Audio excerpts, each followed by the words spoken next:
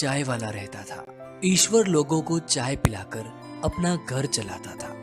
इतनी महंगाई होते हुए भी ईश्वर की चाय सस्ती बिकती और कभी तो उधार वाले ग्राहक बिना पैसे दिए ही चाय पी जाते थे, तो कभी कोई मजबूर भूखा प्यासा इंसान आ जाता तो ईश्वर उन्हें भी चाय पिला देता। ईश्वर की चाय की दुकान ऐसी जगह पर थी जहाँ कुछ लोग चाय पीने के बहाने इकट्ठे होते थे और अपने दुख दर्द की बातें आपस में किया करते थे, जो बातें ईश्वर चाय वाला भी सुनता था। क्या बात है नंदन, बड़ा परेशान लग रहा है? हाँ, माँ थोड़ी बीमार है और उनके इलाज के लिए मेरे पास पैसे भी नहीं है। क्या बताऊं, अब मेरा भी मुश्किल से घर चल रहा है। जरा चाय वाले भाई से पूछकर देखो, शायद कुछ मदद मिल जाए। अब नंदन ईश्वर चाय वाले से कहता है, ईश्वर भाई साहब, क्या तुम्हारे पास 1000 रुपए होंगे? मैं 3-4 दिन में वापस कर दूंगा। मेरी माँ का इलाज करवाना है, तो प्लीज मना मत करना। अब ईश्वर इतना पैसे वाला कहाँ था जो लोगों को उधार देता फिरे। फिर भी उसने कुछ रुपए बचा कर रखे थे। ठीक है, ये लो। और ईश्वर चाय वाला उसे पैसे दे देता है और अगले 3-4 दिनों में ही नंदन ने 1000 रुपए चाय वाले को वापस लौटा दिए। अब ईश्वर पैसे लेकर अपने जेब में रखने ही वाला था कि तभी वहाँ पर एक और आदमी आ जाता है। ईश्वर भाई साहब, महेश बता रहा था कि आपने नंदन को 1000 रुपए की मदद की थी। कृपया मेरी भी 500 रुपए की मदद कर दो। मैं आज शाम को ही पैसे वापस लौटा दूंगा। अब ईश्वर ने उसे परेशानी में समझा देख 500 रुपए दे दिए और उस आदमी ने उसी दिन शाम को सच में 500 रुपए वापस लौटा दिए। धन्यवाद ईश्वर भाई साहब। अच्छा, मैं चलता हूँ। अब थोड़ी ही देर में एक वृद्ध आदमी ईश्वर की दुकान पर आता है। बेटा, नंदन ने मुझे तुम्हारे पास भेजा है।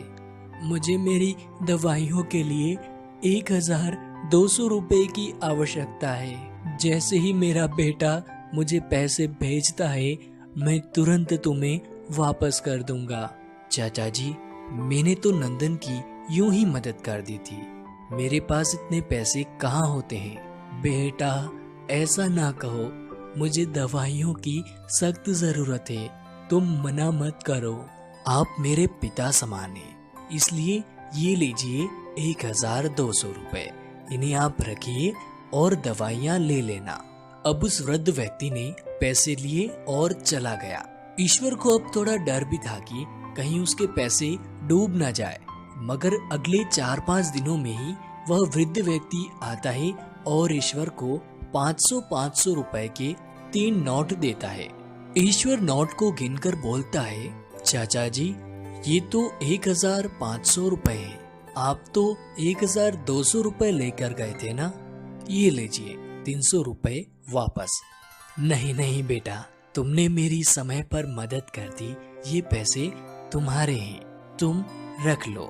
नहीं चाचा जी, मैं नहीं रख सकता। अरे रख लो भाई, मुझे कभी और जरूरत पड़ सकती है। ठीक है, आप कहते हैं तो मैं रख लेता हूँ।